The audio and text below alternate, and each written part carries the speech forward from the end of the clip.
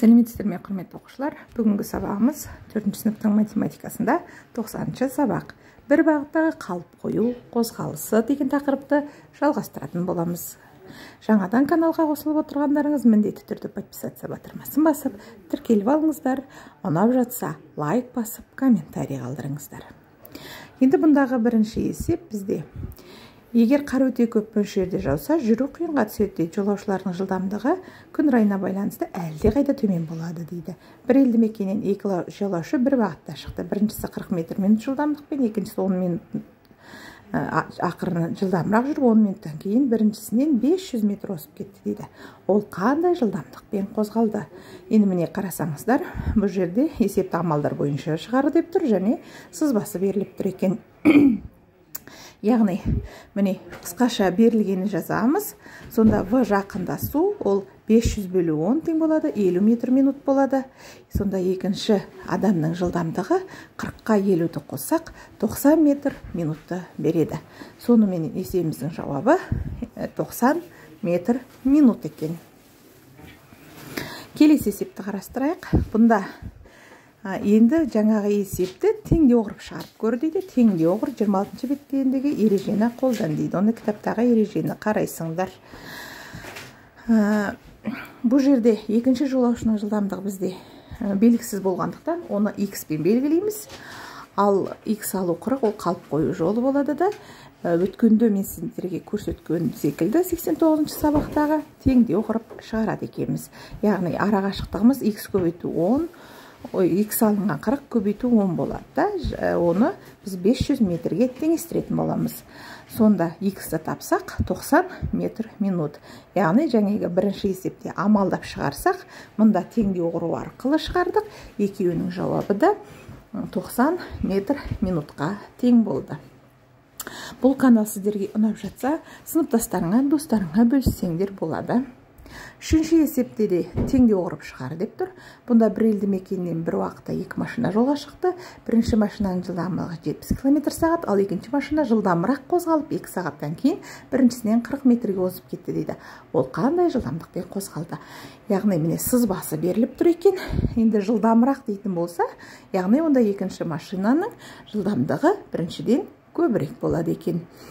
Мына сызбаға қарап қысқаша берілгенін жазып аламыз. Сосын кейін жаңағы үйренген екінші есептегі сызба реттілік бойынша теңдеуді құрастырайық.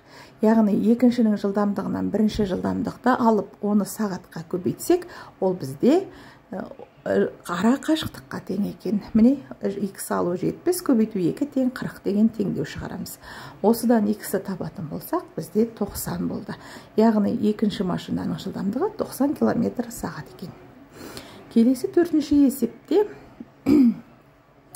әртүрлі тәсілмен шығаруға болады дейді. Есепті шығарудың екі тәсілін тауып көр дейді. Амалдар бойынша жаз дейді.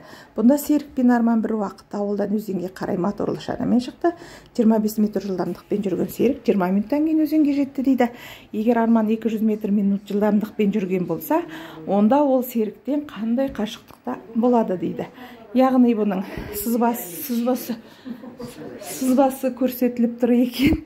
Сондықтан берілгенін сол бойынша жазып, бірінші амалда 250-ді 20-ға көбейтіп 5000 деп Серіктікін, 200-ді 20-ға көбейтіп 4000 метр деп Армандыкін шығарамыз да, 5000-нан 4000-ді алып 1000 метр деп екеуінің арақашықтығын табамыз.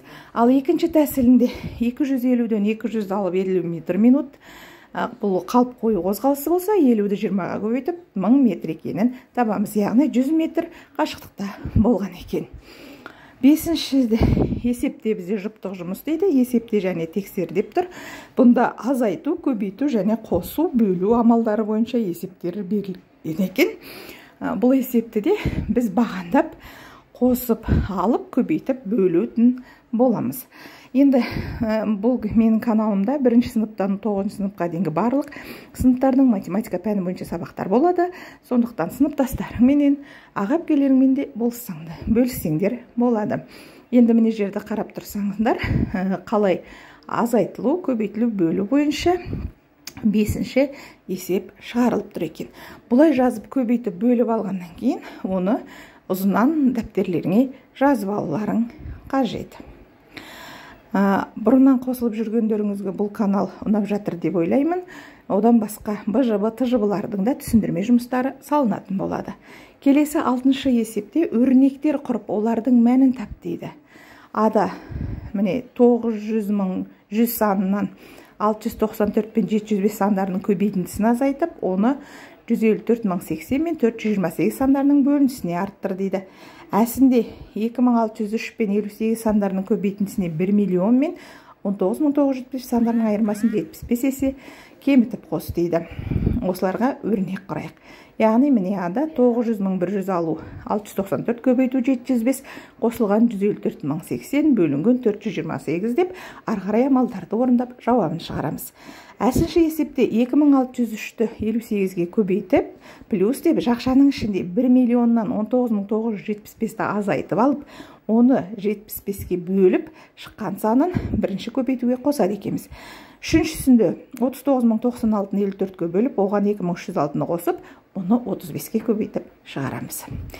Келесі 7-ші есеп ойлан және жауап бер дейді. Бұл жерде 600 санынан үлкен, бірақ 700 санынан кем 0 цифрымен аяқталатын неше сан бар дейді. 2 цифрымен аяқталатын сан ше.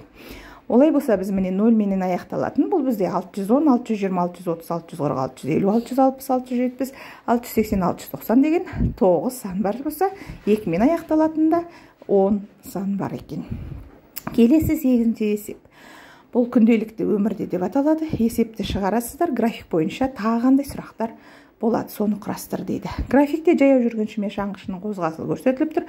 График бойынша шаңғышы мен жаяу жүргіншінің әрқайсысы сағат нешеде жолға шыққанын анықтады. Тоқтағанға дейін олардың әрқайсының жылдамдығы қандай болды? Оны қалай есептейсің? Әрқайсының аялдау ұзақтығы қандай болды? График бойынша тағы нені білуге болады дейді. Енді қарастырсақ, біріншісі жаяу болып тұр, ол сағат 9:00-де жолға шығыпты. Ал шаңғышы сағат 11:00-де жолға шыққан екен. Екіншісі, жаяудың тоқтағанға дейін ол уақыты 2 сағат, ал шаңғышы 1 сағат жүріпті да. Бұл жерде жаяудың жолы 10 километр болса, шаңғышыныкі 8 километр болды. Олай болса жылдамдықты табу үшін біз осы жолдарын уақытқа бөлдік. Арғарай енді 3-4-шілерді жазып қойдым. Сол бойынша өздеріңіз қарастырыңдар. Есепті шығар дейді. Айна тұратын ауылға 2018 жылы қар көп мөлшерде жауды. Ауланы қардан тазарту жұмысына тұрғындар мен оқушылар жұмылдырылды. 2018 жыл 4 цифрмен жазылады. Яғни 0, 1, 2, 8. Осы 4 цифр арқылы болашақтағы жылдарды неше рет жазуға болады. Барлық нұсқаларын жаз дейді. Яғни, егер есептен кешеуілдеп жататын болсаңдар, онда видеоны басына қойып қайтадан көрулеріңе, тыңдауларыңа болады. Енді міне қарасақ, 0, 1, 2, 8 дегеннен біз 5 рет алда 2018-ден кейін болатын жылдарды жазуға болады екен. 2081, 2108, 2180, 2801 және 2810 деген жылдарды жазуға болады екен. Түсінікті болса, лайк басып отырыңдар. Енді үй тапсырмасына берілген соңғы есепті теңдеу құрып шығар дейді. Қар тазалайтын 2 машина бір уақытта таңғы сағат 8-де шығып, бір бағытқа қарай жүрді. Бірінші машина жылдамдық жүргендіктен сағат 11-де олардың арақашықтығы 6 км болды. Егер екіншісінің жылдамдығы 30 км/сағат болса, онда бірінші машинаның жылдамдығы қандай дейді? Міне астына қарасаңдар, сызбасы сызылып тұр екен. Яғни 8-ден шығып 11-ге дейін жүрді. Яғни бұл жерде 3 сағат деп уақытты табуға болады екен. Міне 11-ден 8 алып 3 сағат дейміз және теңдеу құрып шығарамыз. Екіншінің жылдамдығынан біріншінің жылдамдығын азайтып, оны 3 сағатқа көбейтсек 6 км болады. Бұдан теңдеуді шешсек 32 деген жауап шығады. Олай болса екінші машинаның жылдамдығы бізде 32 км/сағат екен. Барлық тапсырмалар сіздерге түсінікті деп ойлаймын. Түсінбей жатсаңыздар басын айналдырып қараңыздар, подписать етіңіздер.